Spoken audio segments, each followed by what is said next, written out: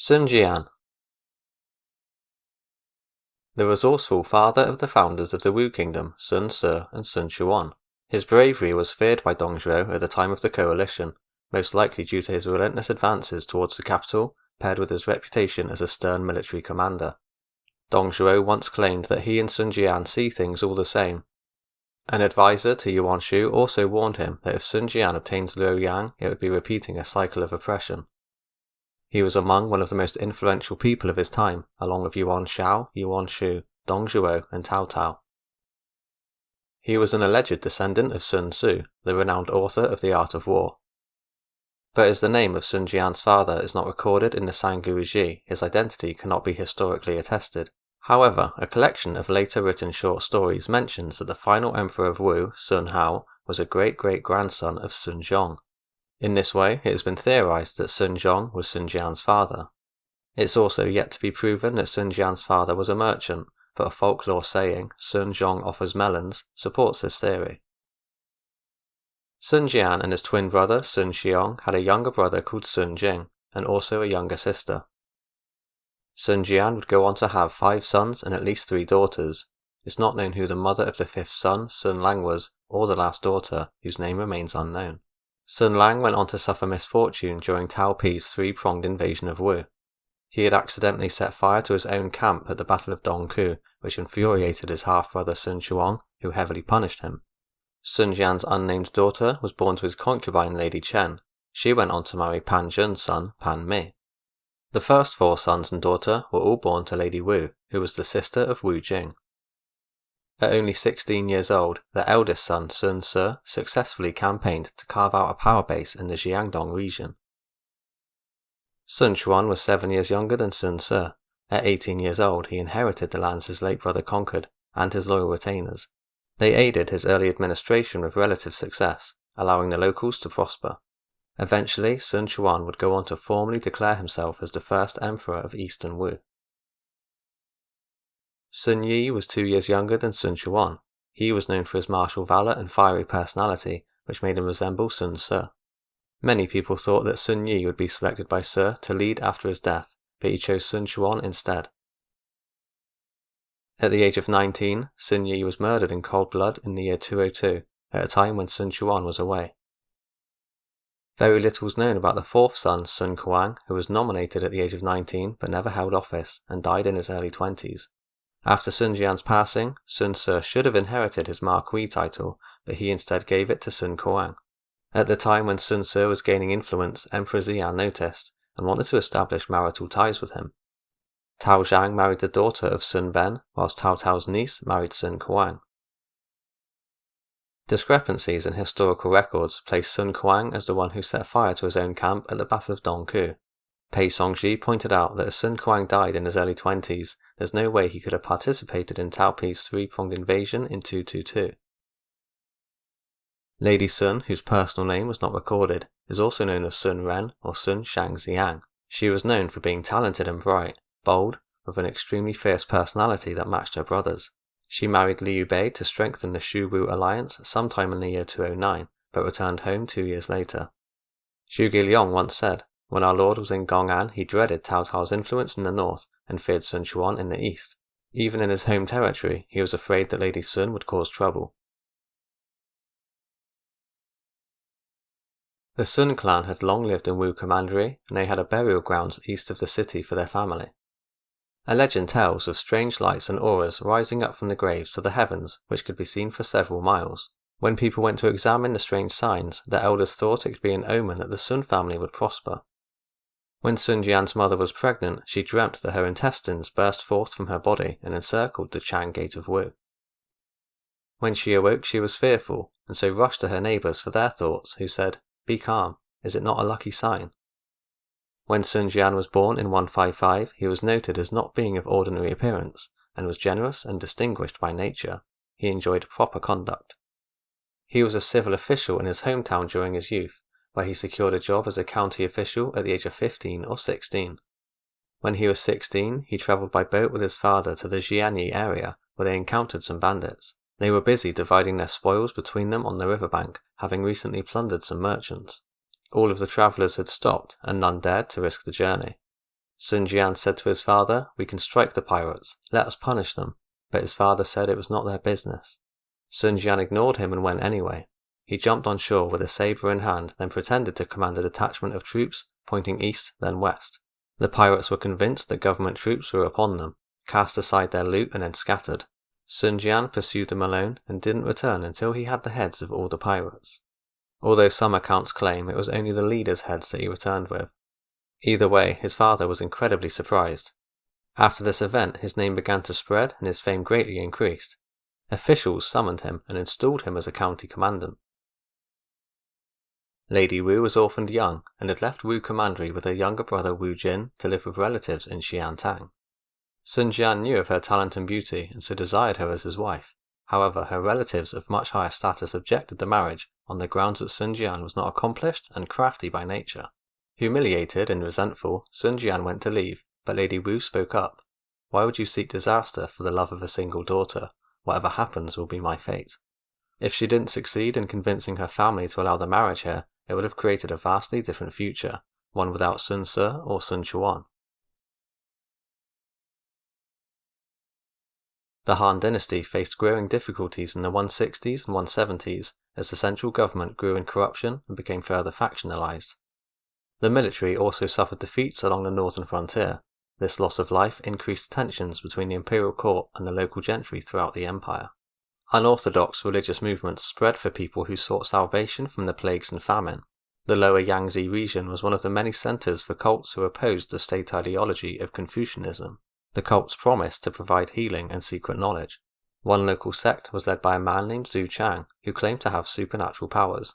His followers were probably Han Chinese and Yue tribes people. In the year 172, Zhu Chang fulfilled a prophecy that claimed someone named or connected to Zhu Chang would overthrow the Han Empire. He proclaimed himself as the rightful emperor of the brightness of Yang, whilst restoring the ancient state of Yue in Guanzhong Commandery. Yin Duan was in charge of the government forces of the area, and Sun Jian was among those ordered to force recruit troops. Sun raised a militia of 1,000 men, who fought with distinction in their time battling against the rebels. Despite their efforts, the several tens of thousands of rebels successfully overran the government forces and began to invade other commanderies. Zhang Min was then appointed by the Han as the new military commander. He mobilized pro-government forces from across all of Yang province and finally suppressed the uprising in late 174.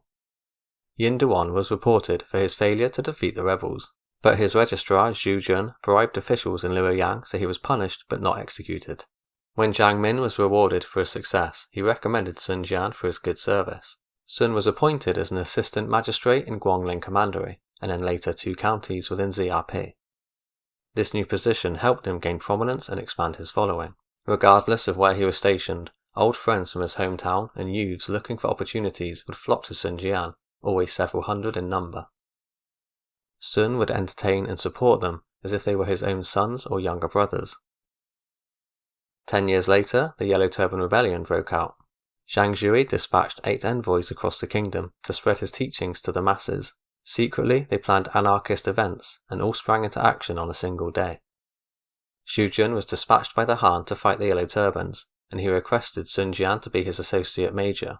Sun Jian left his family at Zhu Chun and then responded to the summons. The old friends and youths all willingly followed him to join Zhu Jun's government forces. Along the way, Sun met merchants and even more troops. He was able to recruit a further 1,000 men. They assisted Zhu Jun in battling the rebels in Yu province, where Sun Jian fought with the full extent of his power. There were none that could withstand him wherever he went. He took advantage of his allies' momentum who had forced the rebels towards Runan, but he was wounded in battle and fell from his horse into some long grass. His forces became scattered and retreated back to the camp, but no one knew where Sun Jian was. The piebald horse that Sun had been riding galloped back to camp and pawed at the ground whilst crying out. The officers and soldiers followed the horse back to where Sun Jian had fallen, and they were able to nurse him back to health. When his wounds had sufficiently recovered, he returned to the battlefield. Zhu Jun was then sent against the rebels in Nanyang. Just over 10,000 Yellow Turbans under Han Zhong's command were occupying Wan City. Zhu Jun had 18,000 men under his command, which was not enough to successfully assault the city, so they had been waiting for over 2 months. Zhu Jun gave the command for the majority of his forces on the southwestern side of the city to beat their drums and feign an attack. At the same time, he led 5,000 elite troops to the northeastern flank to climb the city walls. Sun Jian placed himself in the forefront of the army, climbed onto the city walls, and was the first one over. His soldiers soon swarmed in like ants and easily defeated the rebels, whereafter Sun was promoted to a major with a separate command. The peace didn't last long though, due to the Xiang tribes rebelling in Liang province under the leadership of Bianzhang and Houhanshu. After Zhuo failed to put them down, Zhang Wen was sent to replace him, who had brought along with him Sun Jian, and they stationed at Chang'an. Zhang Wen had Zhuo, Xu Shen, and 10,000 men garrisoned at Meiyang. The rebels advanced forward, but no ground was gained either way. Zhang Wen summoned Zhuo to meet with him, but he arrived late and acted rude when he was scorned for this and for his failure with the army. Sun Jian stepped forward and told Zhang Wen, Zhuo does not fear his crime and behaves and acts arrogantly. Because he was summoned and did not promptly arrive, you should exhibit military law and behead him. But Zhang refused on the grounds that Dong had a well-known and majestic relationship with the West, which was necessary to subdue them. Sun replied, Perspicacious lord, you intimately command imperial soldiers, and our majesty shakes all under heaven. Why shirk duty with regard to Zhuo? Observe Zhuo's words, he does not respect you. Perspicacious lord, he makes light of rank and is discourteous. That was his first crime. Bianzhang and Houhanshu have been rampaging throughout the year. When it was time to advance and punish them, Zhuo said that he could not. He stopped the army and left the forces uncertain. That was his second crime. Zhuo has received appointment, but had no meritorious service. He responds to your official edict and kowtows, yet considers himself imposing and above you. That was his third crime. Famous generals of ancient times would hold the ceremonial acts and overlook the forces, and not yet has someone not judged and beheaded those negligent in their duty in order to show their majesty. Therefore Sima Rangju beheaded Zhuang Jia, and Wei Jiang slew Yangan's servant. At present, perspicacious lord, you have extended your feelings to Zhuo and have not immediately had him executed. At present, if you release him, it will only seek to debase your majesty and importance. Afterwards, if you regret, what then? Zhang Wen still did not have the heart to carry out the sentence, and asked Sun Jian to step back before Zhuo becomes suspicious. Sun then rose up and walked out altogether. Despite Sun's feelings about Dong, he was able to secure victory over the rebels and beheaded several thousands of men, in accordance with his biography and many others. This contradicts Sun Jian's biography, which states the rebels surrendered without a fight upon seeing the allied army. The defeated Bianzhang and Houhanshu fled, so Zhang Wen assigned Xu Shen to pursue them. Zhuo suggested to attack their supply lines, but Xu Shen wanted to attack their city of refuge instead. Sun Jian spoke up. The traitors within the city have no grain. They convey provisions from outside. If I obtain 10,000 men, I will sever their supply lines. General, you use your great soldiers to protect my rear. The traitors will certainly be fatigued and not dare battle. If they flee and seek refuge with the Xiang, we can unite forces and punish them. Then Liang province can be settled. Xu Shen didn't listen to their advice and besieged the city anyway. He was able to destroy part of the wall, but Houhanshu and Bianzhang escaped. They doubled back round and cut off Xu Shen's own supply line, forcing him to flee the battlefield. Meanwhile, another large-scale rebellion broke out in Changsha, where Yuxing had titled himself as a general and rallied over 10,000 men. At this time, rebels began attacking and besieging cities in Changsha. Sun Jian was appointed as the administrator of Changsha and personally saw to commanding the soldiers and drawing up the battle plans. Sometime within 10 days to a month, he had found success. He recruited the talented and competent officials who surrendered over to him, before he wrote an official order which read, Be good and kindly to those you meet. With government offices and documents, be sure to adhere to regulations. As for the bandits and traitors, leave them to me. The mountain bandits, Zhou Chao and Gu Shi, had rose up in Lingling and Guiyang commanderies, in unison with Yuxing. Although Sun Jian did not have authority to cross commandery borders with his troops, he sought out the bandits anyway and finished them off. Another rebel, who proclaimed himself General who pacifies heaven, invaded Guiyang. Sun Jian attacked and killed him too. An envoy then arrived from the administrator of Lujiang Commandery, asking for assistance in dealing with bandits. As Sun Jian was readying his troops, his registrar reprimanded him for overstepping his authority, but Sun said, I have no civil virtues. Through campaigns I've earned my achievements. I'll cross borders to attack and punish traitors, so as to make whole this fractured state. If capturing them is a crime, why should I feel ashamed? When the bandits heard that he was on the way, they fled before he even got there. Through Sun Jian's actions, Changsha and its neighbouring commanderies were settled. The Han court had been keeping a close eye on Sun Jian from start to finish during this task, and enfeased him as a Marquis of Wuchang for his achievements. When Dong Zhuo took control over the central government, Sun Jian sighed and said, "If Zhang Wen had heeded my words in former times, the imperial court would now not be experiencing this difficulty." He gathered his loyal troops and went to join up with Houhanshu. On his way, he met with the inspector of Jing province Wang Rui, who had first encountered Sun Jian several years before during the business of the mountain bandits. Wang Rui wanted to kill Tao Yin, the Grand Administrator of Wu Ling. Dreading this, Tao Yin had a man pretend to be an emissary from the imperial court who went to meet with Sun Jian. He told of Wang Rui's crimes and ordered for his arrest. Sun Jian immediately assumed the dispatch was genuine and led his soldiers to raid Wang Rui's position. When he heard the noises of approaching soldiers, Wang Rui climbed up a tower to see them. He then dispatched an envoy to find out what they wanted. A soldier from Sun Jian's division said, "For a long time, we soldiers have battled and have been toiling through hardships and are here for compensation. It's hard enough that we only get clothes, so have come directly to you, Commissioner, to beg further support." Wang Rui questioned how the inspector can be so stingy before opening up the storehouses to check if compensation had been given. It indeed had been. He went back to the tower but became increasingly alarmed when he saw Sun Jian approaching. If the soldiers are here to request compensation, why would Magistrate Sun be located among them? Sun replied, "I have come bearing an emissarial dispatch to execute you, sir." Wang Rui asked what his crime was, to which Sun said, "You just don't understand things." Wang Rui knew that he had no more options, so he scraped gold, drank it, and died. When the news of Wang Rui's death reached the capital, a new inspector was appointed to replace him. This man was Liu Biao. He had lived away from the capital for some 20 years, but was recalled back during the He clan's short reign. He had been appointed by Dong Zhuo to restore order in Jing province. Sun pressed on to Nanyang, with his forces now numbering several tens of thousands, thanks to annexing Wang Rui's troops. To help feed his men, he requested provisions from the Grand Administrator of Nanyang, Songzhi. But his advisors told him, "Sun Jian's neighbouring commandery has 2,000 bushels of grain. You should not need to transfer him supplies." Because he refused to give Sun Jian provisions, the latter killed him. Regarding the exact details of his death, two separate accounts exist. In Sun Jian's biography, it claims he presented alcohol and cattle to Songzhi as a sign of courtesy.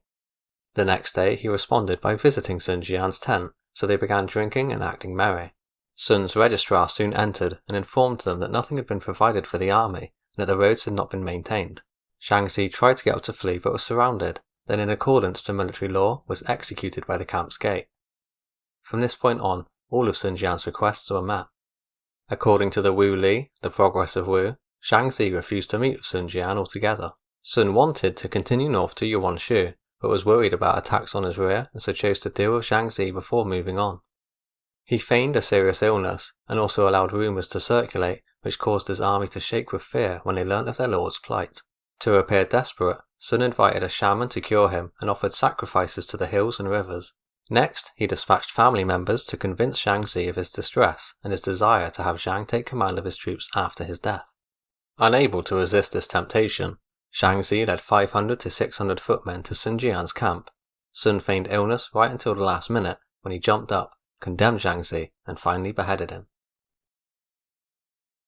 With Songzhi's death, Houhanshu assumed the position of Grand Administrator of Nanyang and began occupation of the land. When Liu Biao was on his way to Jing province, Houhanshu tried to stop him by blocking the road. Bandits had also returned to the area after Sun Jian marched on to Luoyang, but Liu Biao managed to make his way through by himself nonetheless. He established his headquarters at Yicheng County in Nan Commandery, south of Xiangyang. Sun Jian continued north, where he was put in command of the soldiers from Jing and Yu province by Houhanshu. Sun Jian's strict discipline and determination led his forces to numerous victories and close calls in their participation of the anti-Dong Zhuo alliance. His contributions include the death of Guanzhong, defeating Lu Bu numerous times, defeating Dong Zhuo, and forcing him out of Luoyang. He also found the imperial seal around the city, and he achieved all of this despite Houhanshu cutting off his supply line. The capital was desolate, which made Sun Jian forlorn, and then he began to weep. He proceeded to sweep up the ruined ancestral temples and halls before withdrawing back to Luoyang. The complete breakdown in the alliance occurred when Houhanshu and Houhanshu both planned to improve their own power bases. Houhanshu dispatched his officers Zhou Yu, Zhou Xin, and Zhou Ang to take Yu province, which had been promised to Sun Jian by Houhanshu. Sun Jian was garrisoned at Yangcheng, focusing on potential attacks from Dongzhuo. Houhanshu was furious with the arrival of the Zhous and struck Zhou Xin, putting him into flight, as he insulted Houhanshu as not a true Yuan. This conflict led to the Battle of Yangcheng, where Sun Jian was able to find victory despite setbacks in the initial skirmishes. Once the battle was over, he was restored to his position in Yingchuan. Houhanshu then made an alliance with Liu Biao. In this time, Liu had eliminated the bandits which he found when he arrived in Jing province, and he had troops stationed near Xiangyang on the Han River, the border between him and Houhanshu. Songzhi was in command of this force, and they soon came under attack by Sun Jian after Houhanshu ordered them to march south. Liu Biao ordered Songzhi to position himself between the city of Deng and the town of Fan, north of Xiangyang, and on the north side of the river. Sun Jian arrived, attacked Songzhi, and completely defeated his formations, then flung them back across the river. Sun carried on to lay siege to Xiangyang, whilst Songzhi gathered reinforcements to secretly attack him in the night. He attacked Sun Jian again, who defeated him once more, sending him back to the hills. Sun, however, made a foolish mistake. Despite his legendary ancestor Sun Tzu making it clear to never pursue a retreating enemy, Sun Jian did just that. Songzhi had hidden archers in a bamboo grove, ready and waiting for Sun Jian. It was a dark night when Sun led a force of lightly armoured horsemen into the hills to search them out. When he arrived at the grove, the soldiers suddenly came out of hiding and shot him dead at the age of 36. There are many alternate accounts of the events of this fateful night, however. One claim is that Sun Jian surrounded the city to stop Songzhi from reinforcing it. Some of Huang's men fled for the hills, which is where Sun Jian gave chase before being ambushed. Another claim says that Sun was hit on the head and killed by a rock, whilst others say he was shot by either one or multiple archers. Wang Can claimed that Sun Jian was crushed to death by boulders whilst pursuing Lu Gong. Rafe de Crespigny says a fight ensued between Huang's remnant forces and Sun Jian's, which is where Sun met his end. Some sources either doubt the pursuit even happened, or that if it did, it was not necessarily at night time. Whatever the case, Sun Jian lost a battle that he should have won. With Xiangyang already surrounded, he should have not given chase. If he sent some of his troops in his stead, he would still have been the victor of the battle regardless if they killed Songzhi's men or were killed themselves. With Sun Jian's death, Liu Biao became the lucky victor of the Battle of Xiangyang. Sun Ben led the army back to Houhanshu, who recommended him to become the inspector of Yu province. Sun Jian was buried in Danyang Commandery, and his tomb was named Gaoling, literally meaning the High Mound. If you enjoyed this video, don't forget to hit that like and subscribe button, and I'll see you next time.